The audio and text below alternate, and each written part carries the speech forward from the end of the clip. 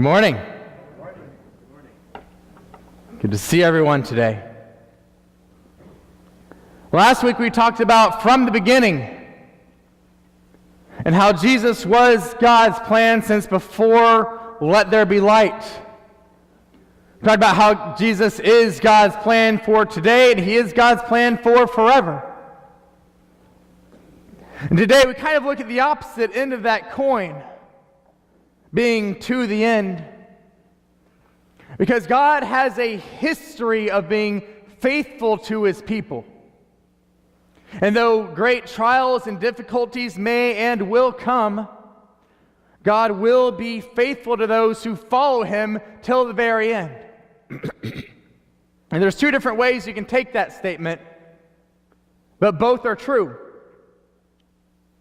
God will be faithful towards those who continue to follow Him till the end. God is also faithful till the end towards those who will follow Him. There's two ends here in play. But the key here is that God is faithful, and He always has been, and He always will be. In 1 Thessalonians chapter 5, verses 23 and 24, Paul writes, "Now may the God of peace Himself sanctify you completely, and may your whole spirit, soul, and body be preserved blameless at the coming of our Lord Jesus Christ. He who calls you is faithful, who also will do it." Paul makes no bones about it. He said God is faithful to do what He has said. He is faithful to do what He has planned.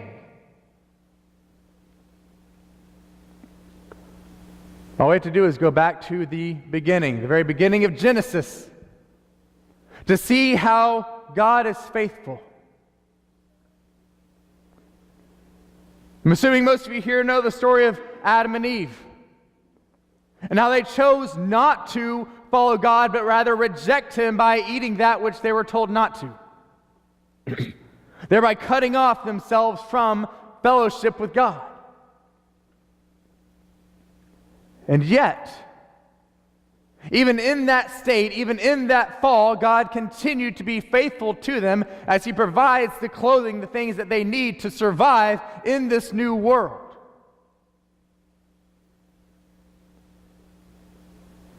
Which had to be cursed as sin came into it. Yet God remained faithful to, instead of wiping them out as He had every right to do, to instead provide what they needed to continue on.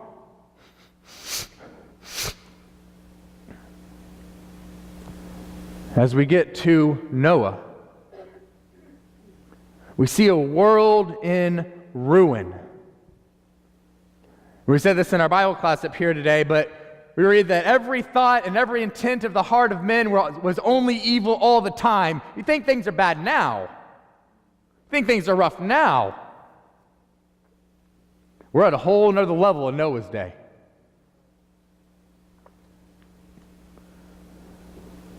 And yet God's faithfulness shows, both in the saving of Noah and in the destruction of life.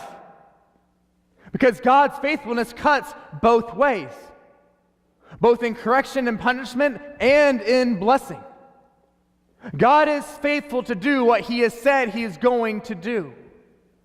And we need to be aware of this fact if we're going to be aware of how God operates.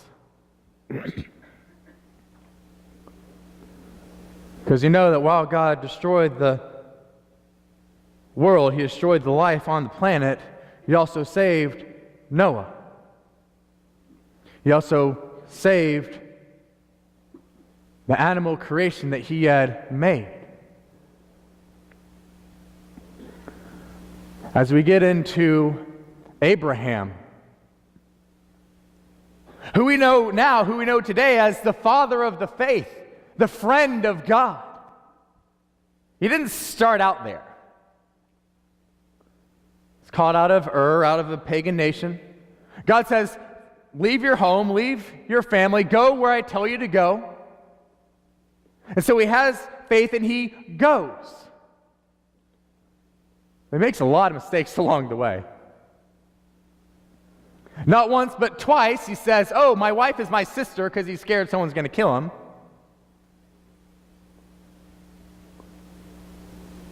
He lies, he's afraid.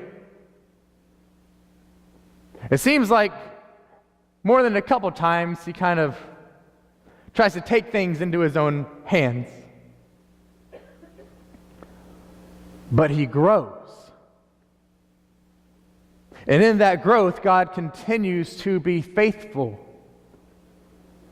Abraham didn't start out as the father of the faith, as a friend of God. He started down here. But as his life progresses, God is faithful in his growth to provide the things that he needs to continue to grow closer to him.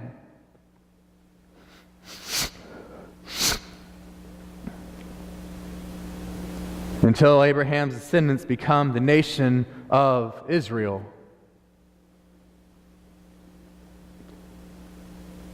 Put into slavery in Egypt.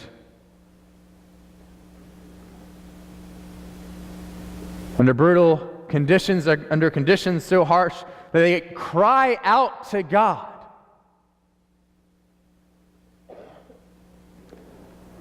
And God hears them, God answers them, and God brings them out of their slavery, brings them out of their bondage.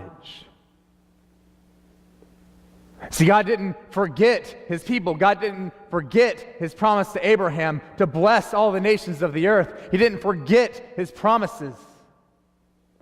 But rather, he was faithful to bring them out and to give them the land that he said he would give.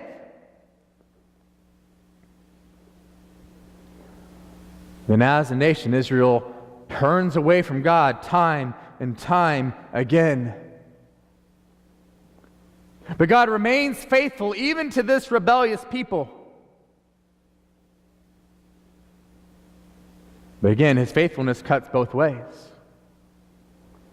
If you remember the covenant, God said, I will be your God and you will be my people. You follow me, you do what I command, I will be with you, provide for you, protect you. But if you turn away from me, I will take you from this land. And when they turn from God, he is faithful to take them from the land. He is faithful to put them into subjection under others. And when they cry out to him,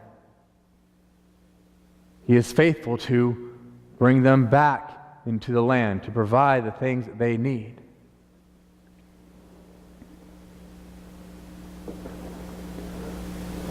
So even in the Old Testament, God is continually faithful to give what is needed for his people to be his people.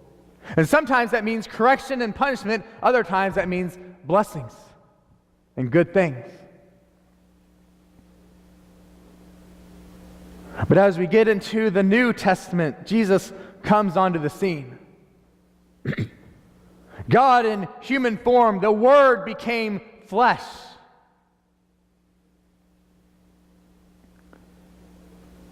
And Jesus shows in person what the faithfulness of God looks like.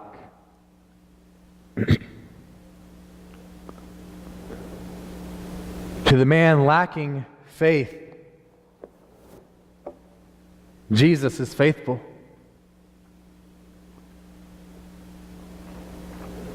In Mark chapter 9,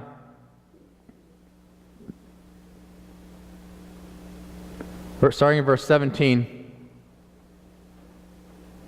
Mark writes, "And one of the crowd answered and said, 'Teacher, I brought you my son who has a mute spirit, and whenever it seizes him, it throws him down. He foams at the mouth, gnashes his teeth, becomes rigid. So I spoke to your disciples that they should cast it out, but they could not.' Jesus answered and said, 'O faithless generation, how long will I be with you? How long shall I bear with you? Bring him to me.' Then they brought him to him, and when he saw him, immediately the spirit convulsed, and he fell on the ground and wallowed, foaming at the mouth. So he asked his father, how long has this been happening to him? He said, from childhood.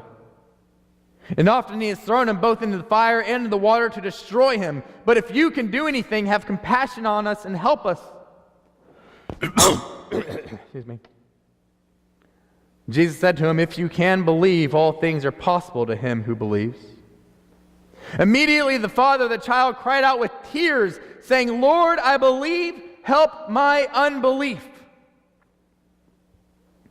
When Jesus saw that people came running together, he rebuked the unclean spirit, saying to it, deaf and dumb spirit, I command you, come out of him and enter him no more. The spirit cried out, convulsed him greatly, and came out of him. He became like a dead person, so that many said he's dead. But Jesus took him by the hand and lifted him up, and he arose. The man lacked the needed faith.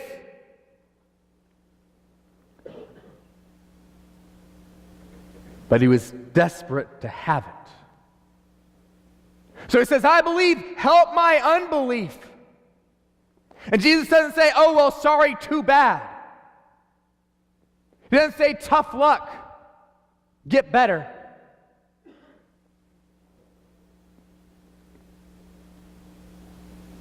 He casts out the demon. He's faithful to the man seeking faith in him. He's faithful to the man who wants the faith that he needs.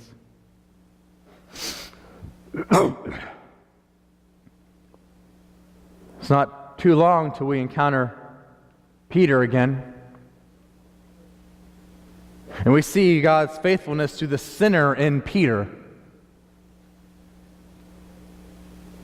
who, as they're walking towards Jerusalem, Jesus is saying, I'm going to die. And Peter says, no, you won't, not going to happen. He says, get behind me, Satan.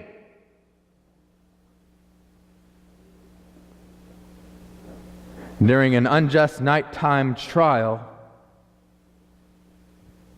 Peter denies knowing him at all 3 times. Not once, not twice, 3 times.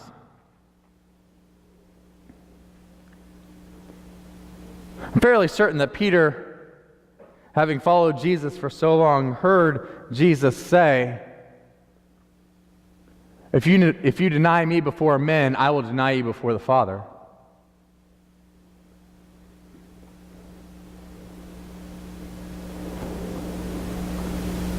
So I can only imagine what Peter is going through as Jesus approaches him.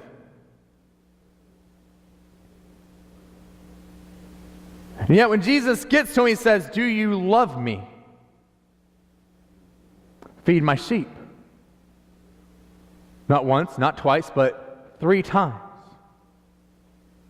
And Jesus restores Peter. He restores the sinner. He restores the man who rejected him.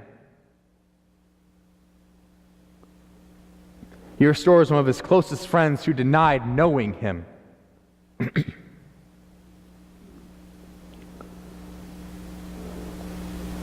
When we get to the book of Acts, we see Jesus' faithfulness even to an enemy. As Paul rampages through the churches, taking off men and women to put them in prison for following the way, for following the faith.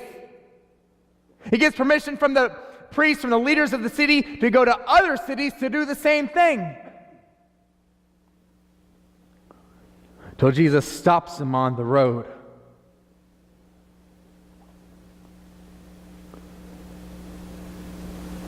And changes his life forever.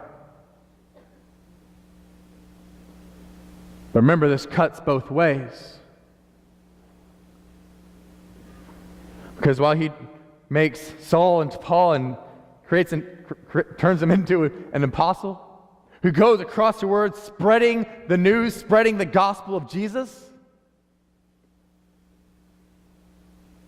he also tells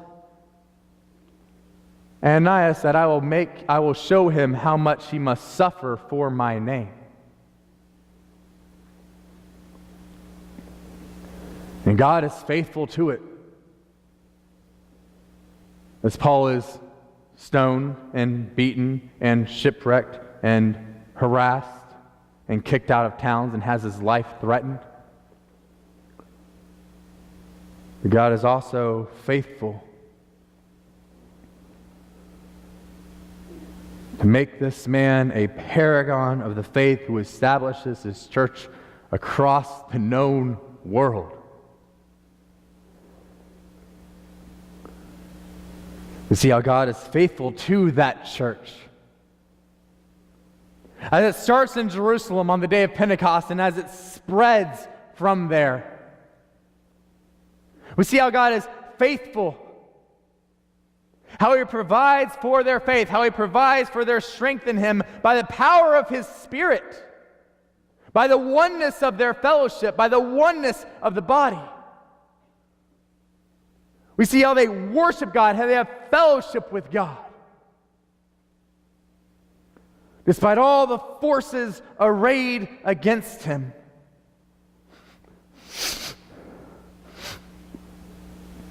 See, throughout Scripture, we see God's faith in victory as well as in, at least what the world would call, defeat.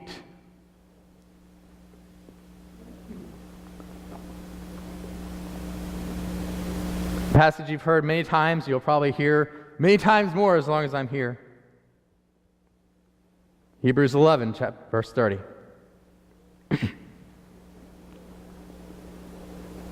By faith, the walls of Jericho fell down after they were encircled for 7 days. By faith, the harlot Rahab did not perish with those who did not believe when she had received the spies with peace. And what more shall I say? For time would fail me to tell of Gideon and Barak and Samson and Jephthah, also of David and Samuel and the prophets, who through faith subdued kingdoms, worked righteousness, obtained promises, stopped the mouths of lions, quenched the violence of fire, escaped the edge of the sword, out of weakness were made strong, became valiant in battle, turned to flight the foreign armies, women received their dead raised to life again. Others were tortured, not accepting deliverance that they might obtain a better resurrection. Still others had trial of mockings and scourgings, of chains and imprisonment. They were stoned, they were sawn in two, were tempted, were slain with the sword. They wandered about in sheepskins and goatskins, being destitute, afflicted, tormented, of whom the world was not worthy. They wandered in deserts and mountains and dens and caves of the earth, and all these, having obtained a good testimony through faith, did not yet receive the promise, God having provided something better for us, that they should not be made perfect apart from us.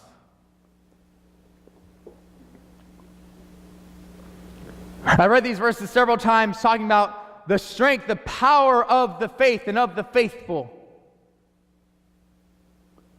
The power of the faithful towards God to live for Him regardless of the circumstance.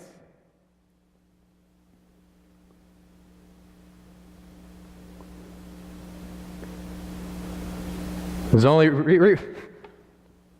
recently that I started reading this the other way. About God's faithfulness to His people. He was faithful when they subdued kingdoms, worked righteousness, obtained promises, stopped lions' mouths, quenched fire, escaped the sword. He was faithful in those things.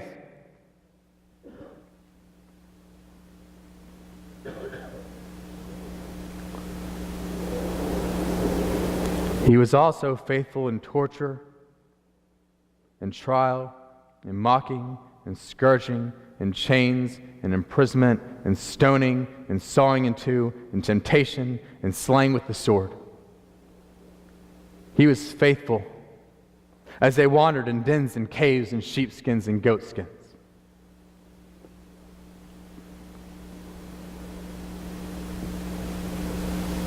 Not as a means of punishment, but as a means of obtaining the promises of faith. God is faithful. And God's faithfulness does not mean only good things all the time. But it means regardless of what is going on here, regardless of what is happening here, regardless of what is against you, God is faithful to the end. He has provided a promise that we will be glorified with Christ, that we will have a body like Christ, that we will be in His presence. The book of Revelation says that He will wipe the tear, every tear from our eye, God Himself. There is a promise of faithfulness here that we cannot comprehend because we're not there yet. But God is faithful to the end, in good times, in bad times, in great times, in horrifying times. God is faithful. We need to understand that God is faithful and that He calls us to be faithful to Him. He's provided the means, He will provide the means for us to come to Him, for us to be faithful. He will not fail us. His arm is not too short, His arm is not too weak. God is always faithful to uphold everything that He must in order for His people to remain faithful to Him. Will we take Him up on that great offer? Will we be willing to let go of our desires, our plans, our wants, our stuff? To be faithful to the one who is faithful to us. Through the blood of Christ, He has given us His Spirit so we can be faithful to Him, so we can fight back against those things, so we can stand with Him, so we can come before His throne. Will we take that offer? Will we live that offer? Will we change our lives for that offer? Because it's there. If you have not been baptized in the blood of Christ, and now is the time to take hold of that offer.